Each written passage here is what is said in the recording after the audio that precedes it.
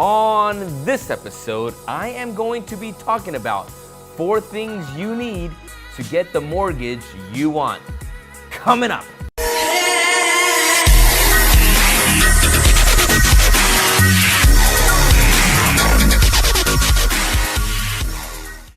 Welcome, I'm your host, Steve Pinate, realtor and host of the Steve Talks Real Estate Show, where we bring you value, content, and tips in all things real estate and housing related. So on this episode, who's excited for football season? It's about to begin. I myself am extremely excited, not only for football, but because I play fantasy football and I believe this is my year to take the championship in the league I play in. Nevertheless, let's talk real estate. So the Phoenix market, the Phoenix and surrounding cities, there are a lot of areas still behaving like a very strong seller's market. It also depends what price range you are buying into.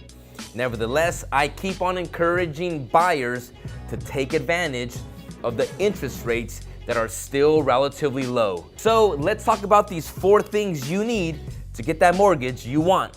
Number 1, you need a job. You need a steady flow of income. The banks want to see that you are getting paid weekly, bi-weekly, monthly, whatever it looks like.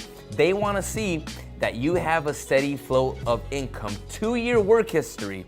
Now, if there are some gaps in between, as long as they are reasonable gaps, for example, you could be in transition from one job to the next. It could be you were out for a few weeks for medical reasons. Whatever it is, the banks want to see 2 years consistent income, cash flow coming in. I get asked a lot, hey, what if I have a second job and at that second job they pay me cash? Unless you are reporting that cash, you cannot use it as income. So a lot of people like to stash that money under their beds, in their shoes, I don't know, in all kinds of places. If you are not reporting that money doesn't exist to the banks.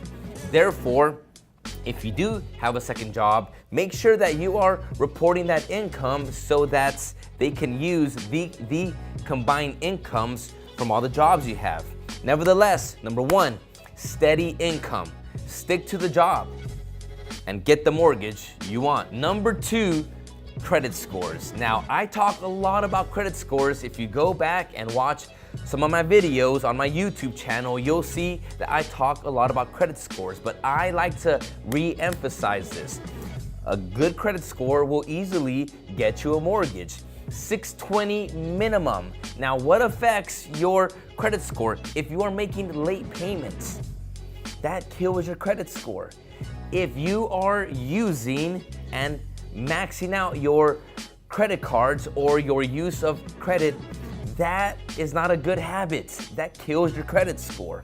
If you are in collections for any reason, whether it's medical connections, student loan collections, credit card collections, cell phone bill, whatever it is, anything in collections is credit score suicide.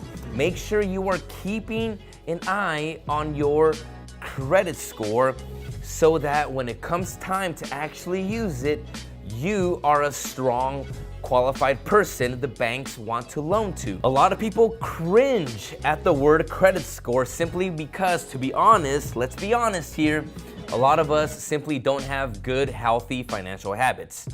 That's okay. Today is a great day to start. How do you start?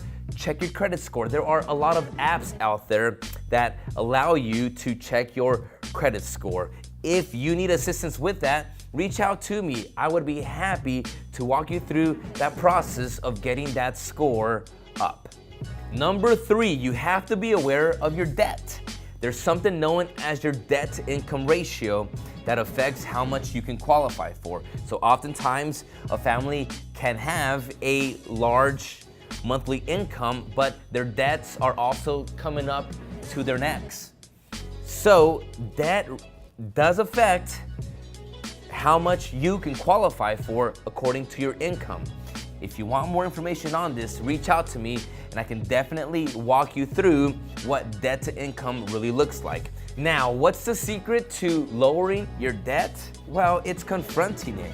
It's being real with yourself. It's actually sitting down and writing down everything you owe. It could be a car, it could be a student loan, it could be credit cards when you needed them for an emergency. Whatever it is, I want to encourage you to sit down, write out your debts, and slowly start tackling them. I will be putting out more videos that are gonna help you create a budget so that your debt to income ratio can be good to go when you're ready to buy a house. Number 4 is liquid assets. Banks wanna see you have money in the bank. They wanna see you have reserves. What if you lose your job right after you get your mortgage? Do you have money in there for a month, 2 months, 3 months? What if during the negotiation process you have to pay your own closing costs? If you don't know what closing costs are, go back and watch some of my videos on my YouTube channel. I talk a lot about closing costs. Nevertheless, money in the bank is a good thing. Now, I understand that sometimes it could get hard to save, but that's why I like to go back to you have to budget, you have to have a plan, you have to be prepared for circumstances that you might not be aware of now, but that will come. Therefore, the banks don't like to loan out to people that are barely gonna make it by. You are making it harder on yourself as well. Buying a house is a huge responsibility. I consider it a privilege.